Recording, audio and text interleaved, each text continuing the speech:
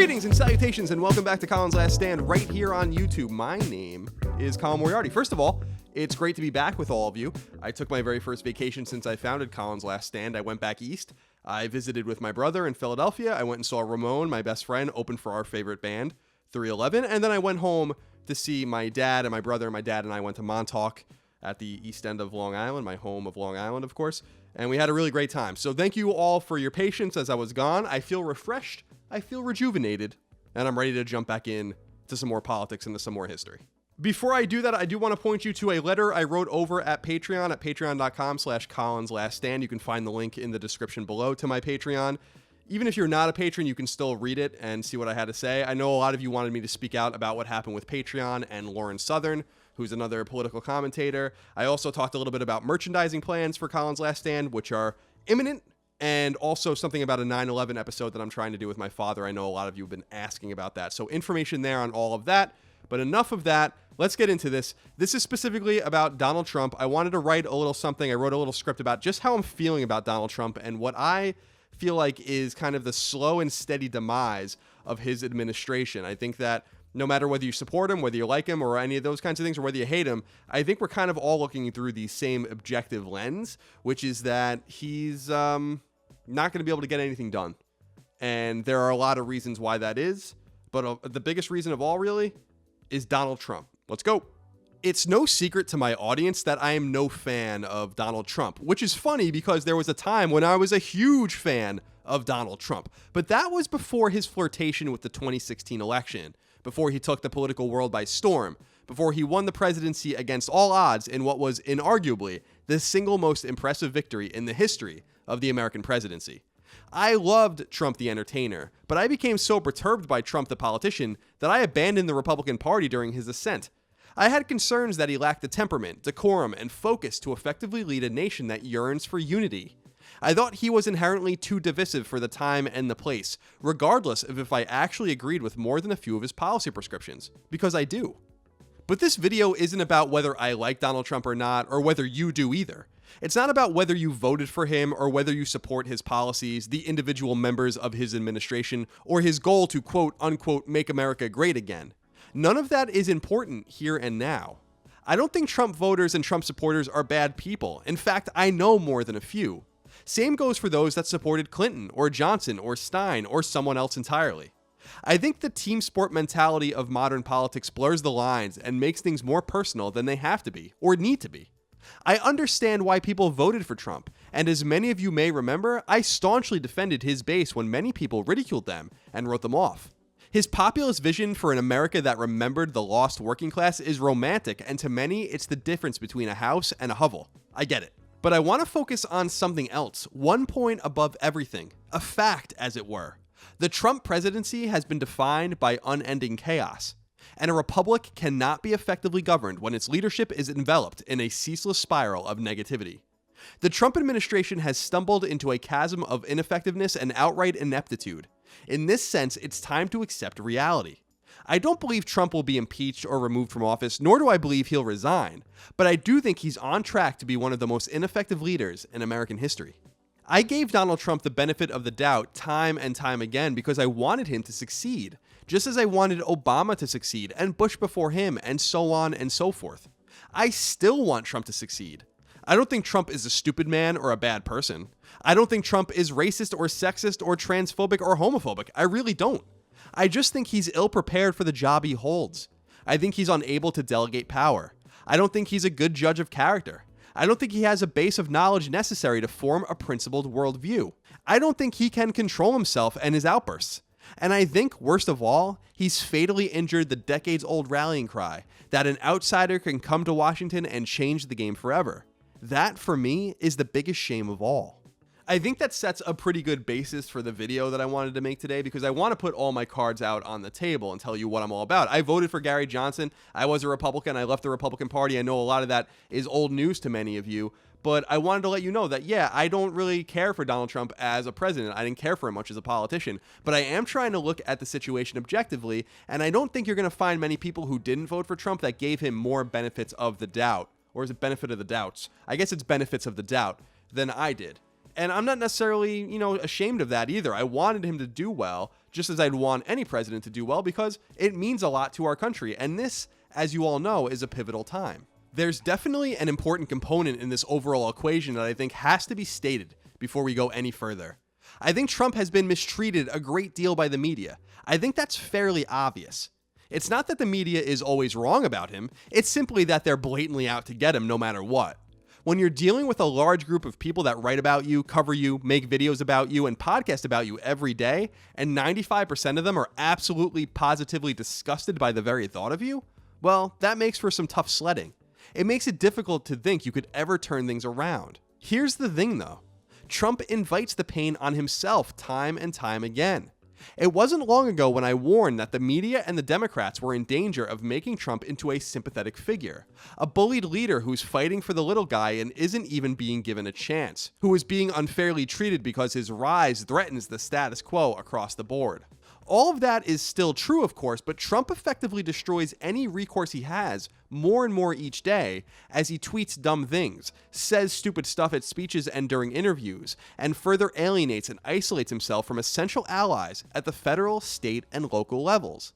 Effective leaders in Washington, D.C. have long built durable coalitions surrounding issues and done the work of the American people even in the face of overwhelming odds and entrenched resistance. Donald Trump's party controls every level of federal power and can't get anything done. Not one damn thing. What does that tell you? Well, to some, it says that the Republicans are dealing with a staunch opposition party completely opposed to their agenda.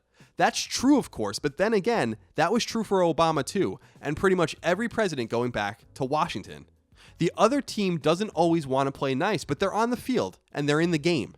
Recruiting some of them to your side with good ideas, with rational thinking, and with an attitude of compromise is how adults act. Being petulant, off the cuff, unbending, uncollaborative, and frankly mean at times, that's how a child acts, not a leader. That sort of behavior puts people off from ever wanting to be near you. Optics reign supreme in politics. Even if you liked something Trump was for, would you want to be in the West Wing photo op with him, sponsoring a bill with one of his allies, when he'll inevitably embarrass you, like he's embarrassed virtually everyone else around him?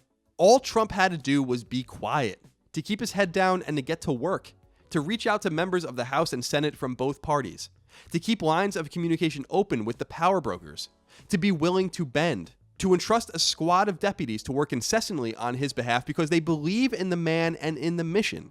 If he didn't give the media and the Democrats, and frankly an ever-growing number of independents and centrists, ammunition, he'd be golden, even if he's clearly ineffective in several other ways. But he can't shut up. Why can't Donald Trump just shut up? That's the biggest question of all. The answer to that particular question is obvious. He's insecure, but so are many of us. I mean, I have plenty of insecurities, and I'm sure you do too. And as the most powerful man in the world, being president of the United States, you have to overcome. You can't say what you're thinking at all times, every day of the week. You just can't do it.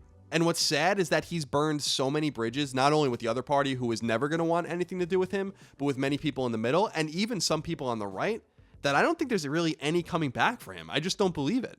I'm an American, so I hope I'm wrong because I want great things for our country, but it's just not looking very good. I mean, that's just my sense of the situation, and I know many of you might disagree with me. But the crux of the issue is, yeah, he might be treated unfairly at times, and that sucks. But being the way he is, it kind of sucks too. When you foment chaos and when you embrace it, well, chaos will inevitably surround you. Hell, it will straight up trap you. As I've remarked recently, Donald Trump's White House is akin to the ultimate game of Survivor, with a firing and resignation list all but solidifying Trump's unique mixture of bad decision-making. National Security Advisor Mike Flynn resigned under intense scrutiny mere weeks into Trump's tenure. Craig Deere was fired from the National Security Council days later. A little over a month after that, Deputy White House Chief of Staff Katie Walsh left. Widely respected FBI Director James Comey was fired after that. Disney CEO Robert Iger and forward-thinking entrepreneur Elon Musk both resigned from Trump's advisory council. The director of the Office of Government Ethics Walter Shaub Jr. resigned. Days later, Sean Spicer resigned as press secretary and White House communications director, followed out the door days later by his deputy, Michael Short. Regional National Security Advisor Derek Harvey was fired the same day Short left. And then 2 days after that, Reince Priebus resigned as chief of staff after a new, completely unfit director of communications was hired, in the form of Anthony Scaramucci, the Mooch. I don't know how familiar all of you are with presidential administrations, but that's quite the bloodbath. It is, in fact, a completely unprecedented purging from any young administration. And who's the common denominator in all those firings and resignations? Donald Trump has been president for all of half a year. We're an eighth of the way through his term, and he's already down a chief of staff, easily the most important position in the president's office by a country mile. He fired the tenured FBI director, he lost his all-important national security advisor, and he shuffled through the leadership team of his press and communication shops. That's the very definition of an abject disaster for any president, especially one as divisive and under siege as Trump. I don't need to tell you that Trump didn't have a mandate. He lost the popular vote by millions. So peace and tranquility in his White House would have gone a very long way indeed towards reinforcing his policy agenda and his ability to get things done. Meanwhile, and most sad of all, vital work that needs to be done on behalf of the American people remains perpetually sidelined. Healthcare is a mess. Our tax system is an epic embarrassment. Immigration is completely broken. The market booms as manufacturing operations and brick and mortar locales close up, as people borrow more and more and inflate an all-new, ultimately catastrophic bubble, creating an economic scenario ripe for an inevitable reckoning. There are half a dozen military flashpoints across the world that could escalate wildly at any moment. Taxpayers are drowning under the weight of out-of-control spending, a pyramid scheme-esque social programs network, and our unfathomable and immoral $20 trillion debt. We don't have time to waste on any politician, from the top down to the bottom of the power structure, that's not getting his or her job done. The clock is ticking, and we're going to be in a lot of trouble in untold numbers of ways if we don't get a grip. Congress isn't blameless, nor is the media, nor all of us. There's more than enough blame to go around, but Trump is at the nexus of all of it. And whether you like him or not, I think we can agree on that. As his approval numbers remain in the gutter, and as his base of support remains his only true ally, one has to wonder whether Trump simply has what it takes to do what's necessary at such a pivotal time in history. I lean conservative, and even I'm certainly not afraid to bring up the obvious. Trump's grip is slipping. His brash style has blown up in his face more times than anyone can count. He's losing what few allies he had. The only people left in his orbit from the so-called old guard of any consequence are the two people who won him the election in the first place, as well as his family, who he cannot fire or distance himself from. Virtually everyone else is gone. Trump's constant losses in the Congress, in the media, and with the public further prove what all of this other mounting evidence already overwhelmingly suggests: that he's adrift, that he's alone, and that he's becoming more ineffective with every minute that passes. And something has to give, or this is going to be one long, fruitless 4-year experiment. No one should want to see that. I sure don't. I know this is going to be tough for some people to hear and digest. It's kind of tough for me to say because, I don't want any president to fail. And, when Mitt Romney, for instance, who was a candidate I supported a great deal in 2012, when he lost to Obama, well, I was in Obama's corner because the whole not my president thing, the stupid, silly, nonsensical not my president thing, no, he is your president. If you're an American, he is your president. So this really has a lot to do with you. And it's not time to necessarily be scared because I don't think there's much to be scared of from the man. We should be scared instead of all the things that are not happening because the man and his unwillingness to bend stand in the way.